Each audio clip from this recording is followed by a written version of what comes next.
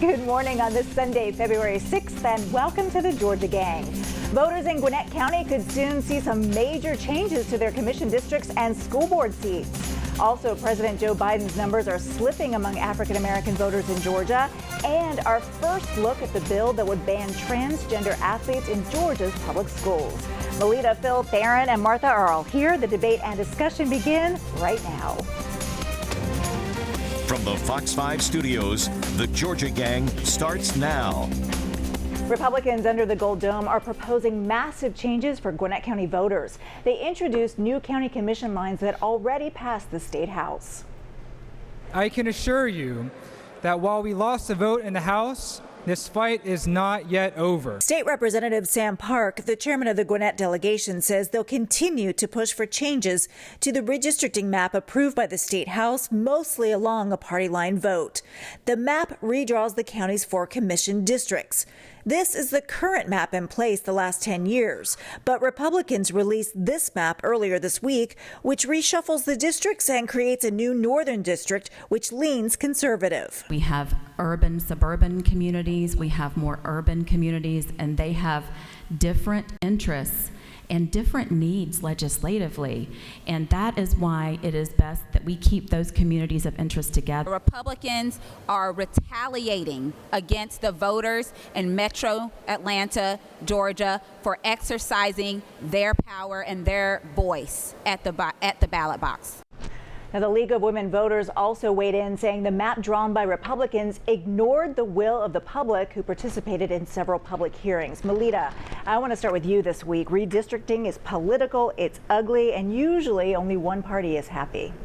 This is true, but what we're seeing here, Bonnie Rich was talking about keeping communities of interest together, and yet her map splits Suwanee in 2, splits Lawrenceville 3 ways. So that's not keeping communities together.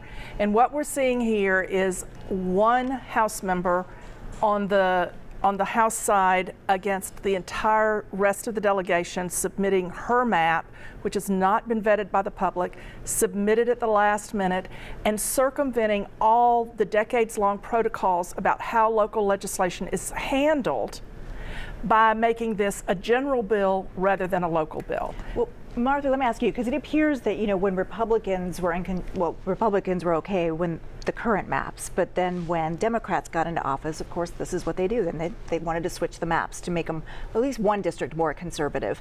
But isn't that what these parties do when it comes to redistricting? Well, I mean, there's a long, there's a long list of court cases that uphold the fact that this is a political process, whether it's in Georgia or other states. So I don't think this is that surprising, but you always have to remember at some point in time, you're not going to be in power anymore and other things can happen. We saw when Democrats were in power, do you remember the Barbell district at the top of the state of Georgia that took 7 hours to drive when they were trying to get Bill Stevens out of office back in the day? So it happens on both sides. You take what you can get while you have the power. It's not pretty, it's messy, but that's what's happened. But I am interested in the nonpartisan elections that they're talking about. We're coming to that. Get to that. Okay, great. Bite your tongue. I will. Thank you. Theron, Gwinnett County is, the state's second most populous county, so this is a really big deal in terms of these districts. Well, I think I respectfully disagree with Martha, and I got to go back to what Melita said, is that this is a battle between a general bill versus a local bill. So the difference between the way Democrats have done it historically versus the way Republicans are doing it now is that whenever there was a proposal to change districts in the county, it went through the local delegation, it went through the local bill process. But what's being left out of the story is that Chairwoman Nicole Hendrickson and others introduced a map. It was vetted by the community. It was voted on amongst the delegation. The delegation of Gwinnett County actually passed it, but it wasn't until this state representative introduced her home map, which quite frankly packs all of these sort of Republicans that are left in Gwinnett County, because remember, this is now a blue county, into one district. But a lot of people feel, Lori, really quickly, in Gwinnett County, this didn't really come about until they elected their first African-American woman to the Gwinnett County Commission back in 2018. Her name is Marlene Farquhar. I think I pronounced the last name right. If not, I apologize. But so we start to see the shift from Gwinnett Republicans to try to draw more districts, to try to elect more Republicans. But this is wrong. This is not how it's traditionally been done, and it's taking away local control, which is something Republicans like to pride themselves on, away from Gwinnett County. Phil, what about this argument about local control? Well, I think there still is local control. You're disappointed there's still Republicans in Gwinnett County. No, there's a lot in northern Gwinnett. That is true. And they need to be represented, and there has to be local control But there. the voters and every commissioner is in their own districts.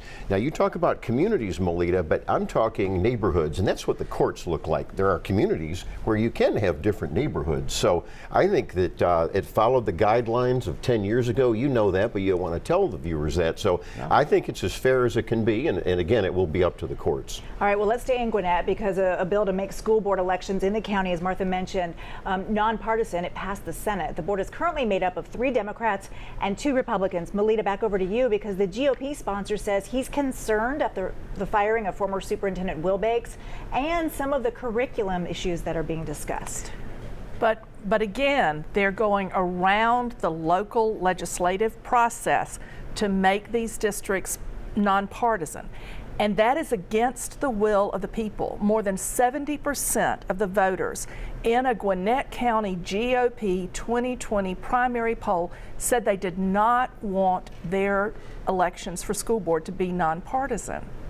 And so you're going against the will of the people as stated in your own Republican poll with the single Republican senator proposing the legislation. So Martha, let me ask you this. Democrats argue if you're going to do this in Gwinnett County, then why don't you do it in all 159 counties? Well, and I think that's a good question. And, you know, as a person, I don't understand why we run by party and school boards. And so I'm interested to see where this particular discussion goes from that standpoint.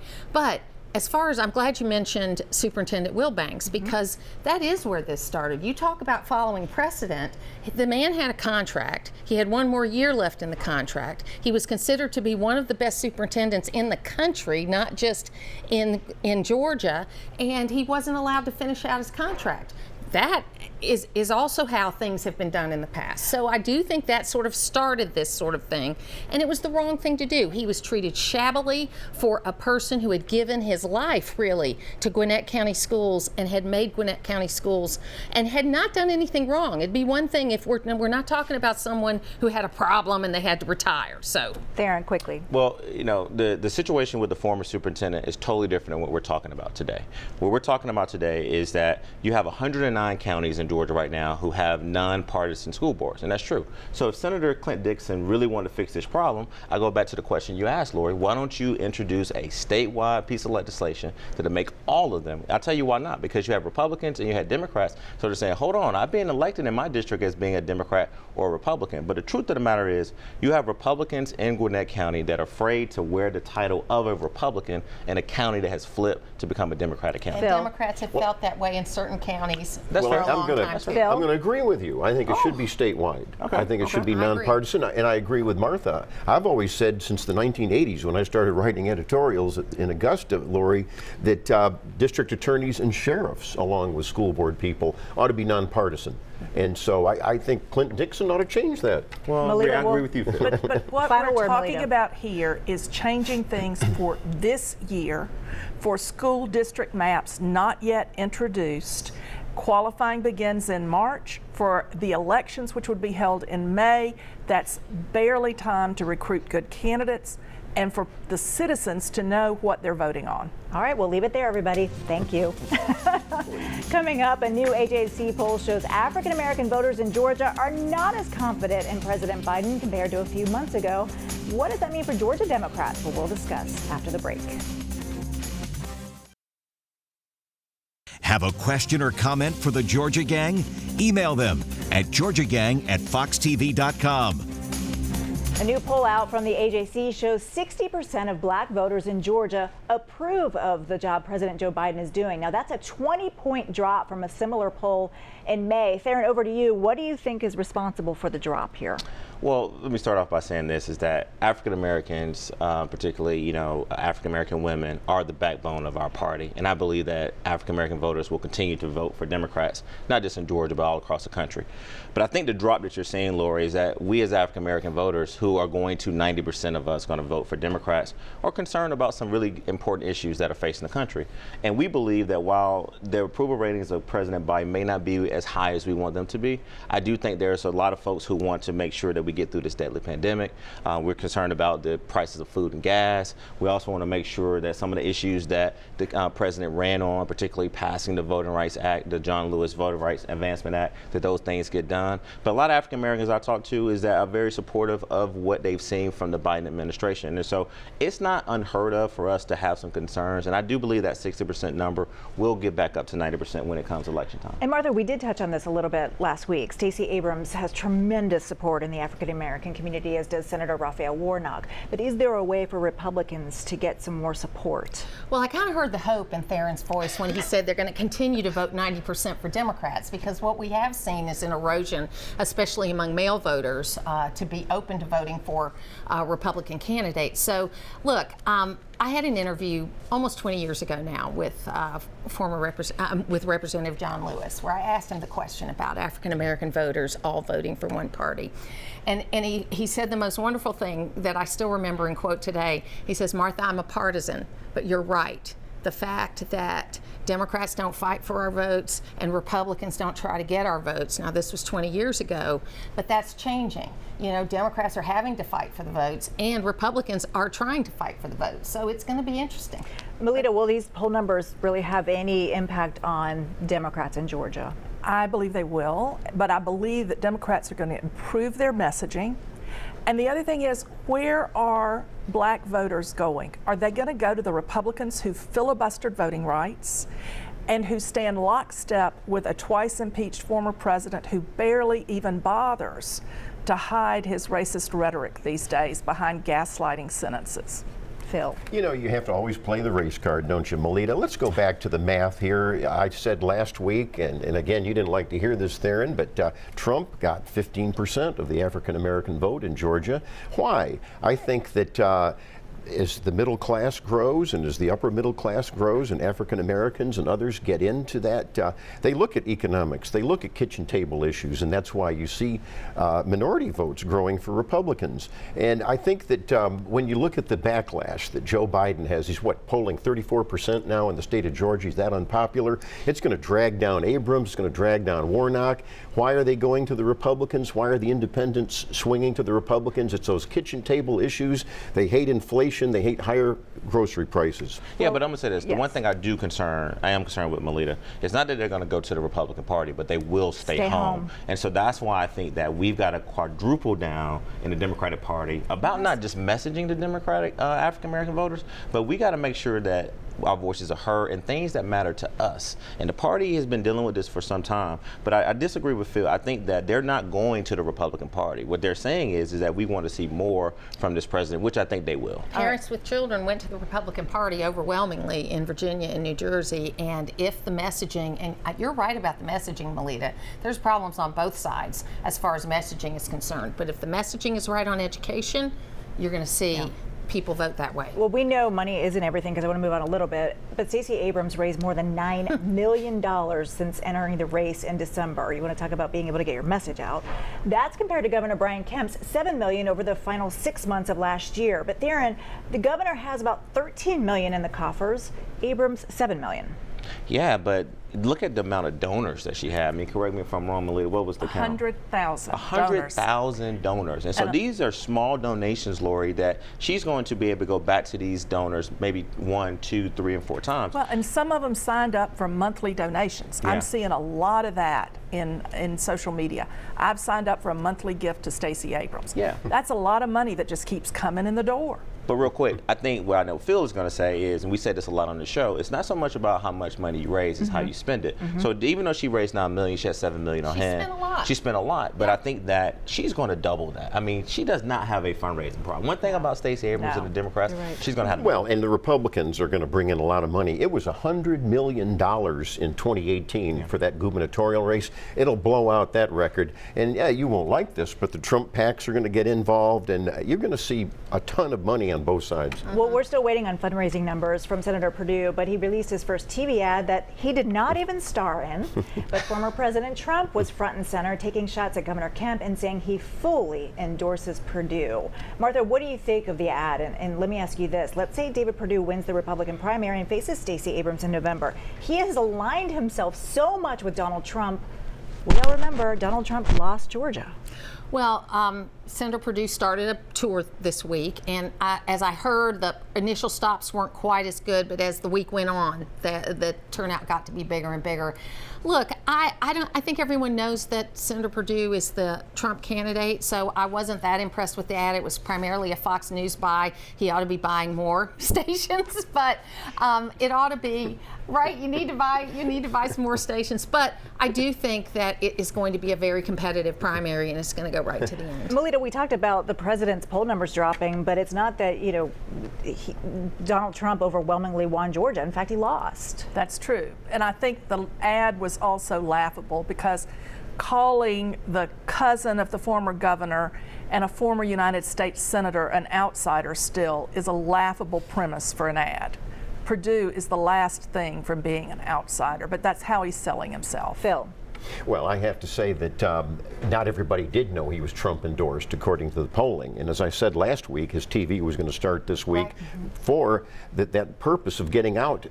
Trump won outside of the 26 counties of Metro Atlanta. Trump won everything in Georgia, and so we're talking about a Republican primary here, not the general election. And so we need to keep that in mind. So I'm going to look at the polling in the next couple weeks and see where Perdue and Kemp are. The challenge is going to be that, of course, Governor Kemp, being the governor, is going to really dominate the news cycle, until the session's over. And then there's going to be a very quick 2 months for everyone until this primary happens. Right. Well, I'm going to predict Real that quick. we're all going to be very tired of TV ads. No! And that people will be buying second remotes because their mute button will run out. I hope they use Authenticity Partners to basically. I knew you were going to get that plug-in for the company. So, all right. Thanks, everybody. Coming up, the move to ban transgender athletes in school sports is underway with high-powered support. We'll discuss next.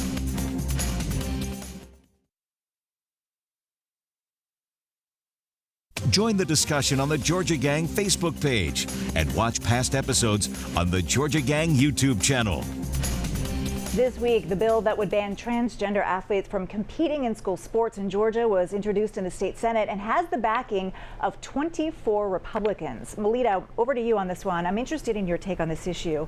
As someone who is devoted to fighting for women's rights, what is your perspective on this? Well, first, we haven't fully funded girls' sports across the board.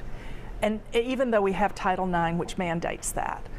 This is a problem that is not a problem. It's more of a bill that is in search of the problem.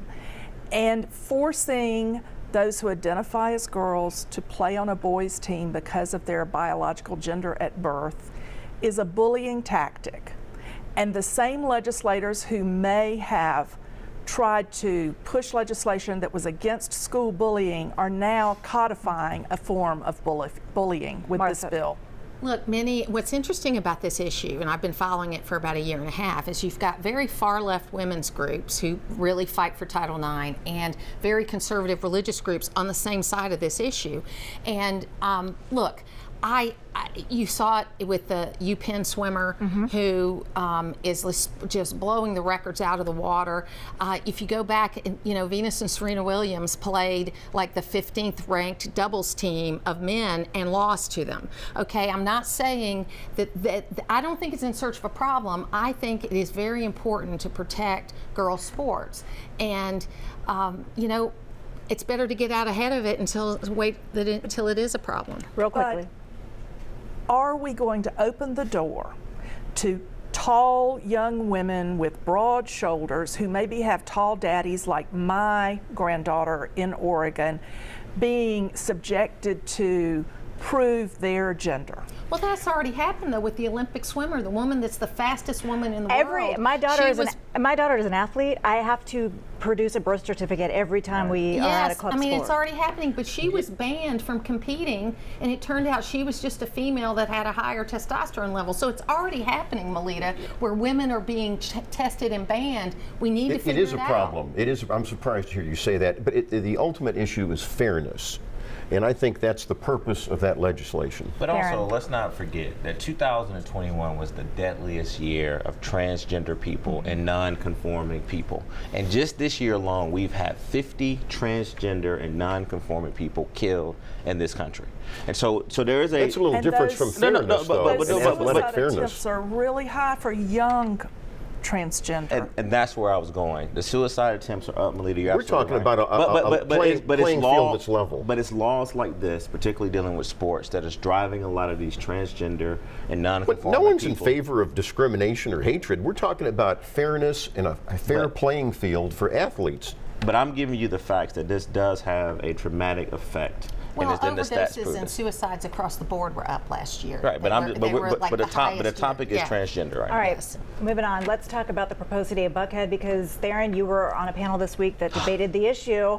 Senator Brandon Beach said you could expect another bill to be dropped after his was put in a committee with all Democrats. Yeah, big shout out to Corey Roof, who's someone who's appeared on Georgia Gang, for really the two of us coming together to really have what we thought was going to be sensible and objective conversation and I think Phil will agree that at times got a little unprofessional by a certain group of people who were there to propose, they want to propose the annexation of the city of Buckhead.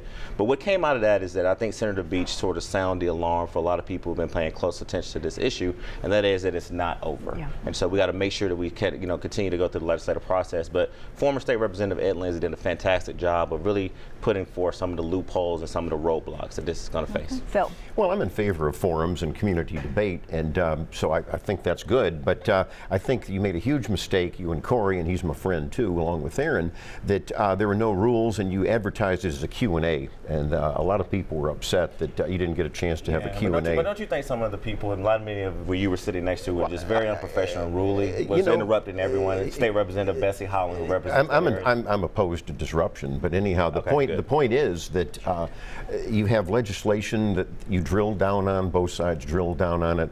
I think that, again, people have a right to vote on these cityhood issues, and I think that Brandon Beach did a good job pointing that out. It was very interesting, and I approve of the forum for drilling down into the legislation about the bond issues, about the Atlanta public schools that will be protected. That was the good news. Right? That was the good news. But even Brandon Beach said it's iffy about these schools and how that will all shake out. No, he said it was going to be written into the legislation. I got to wrap. 30 large businesses who announced, leave us out if you're going to do this. I think that takes a lot of air out of Bill White's They're not going to leave Atlanta. Those cities aren't going to leave That's Atlanta. That's a good point, though, Melita, because the corporate stepping up. The corporate community is stepping up. All right, everyone, y'all can debate during commercial. We'll have winners and losers next. Stay tuned.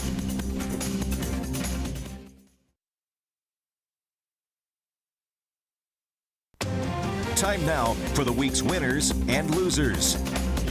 I'm going to go first because, look, I got one of the first copies. This is hot off the presses. It's Greg Bluestein, our friend from the AJC. He's got a brand new book out called Flipped: How Georgia Turned Purple and Broke the Monopoly on Republican Power. I'm almost halfway through, and I got to say, it is fascinating and a must read for all of our gangsters. Yeah, shout out to Blue. Yes, Martha. Yeah, great job for Blue, and it's good that he gets it out because it's going to flip back here pretty soon. Anyway. That'll be volume 2. That's right. I'm wearing red today because Friday was Wear Red Day about heart disease, and heart disease is still the #1 killer in America, and too many of us have lost too many friends, so I like to raise awareness to that. I want to also make a winner, John Albers. He worked very hard to get the Giving the Gift of Life Act. He had given his kidney to his son, and he just worked very hard on this, and so he's a big winner. And my loser this week is Jeff Zucker.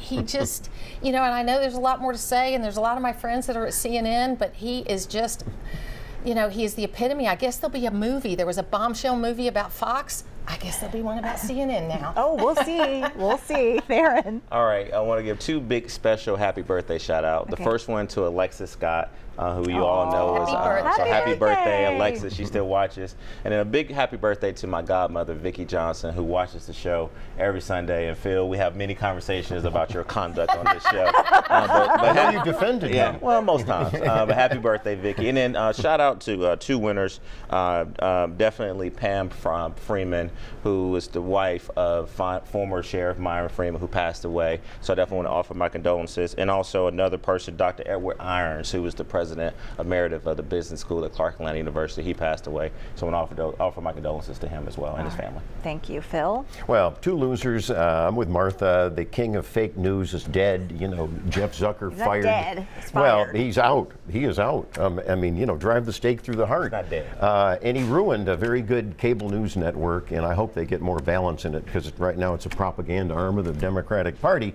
And also another loser, the Gwinnett County School Board. They did have in their syllabus, I'm tired of people saying CRT is not being put in their critical race theory, which is so divisive.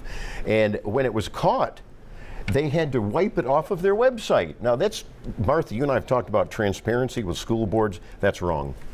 Alita. My winners have to do with leveling the economic playing field. A settlement between the Atlanta Housing Authority and the Integral Group now clears the way for a 75-acre plot of land to be developed for affordable housing. And Wells Fargo has donated $20 million for strengthening small businesses and a program to be administered by the United Way. And then my losers are these people who keep making bomb threats against historically black colleges and universities. This is a hate crime. I hope they're caught and prosecuted, and it needs to stop. Absolutely. Good point. Thank you all so much. Thank you all for watching. We will see you again next week. Bye-bye, everyone.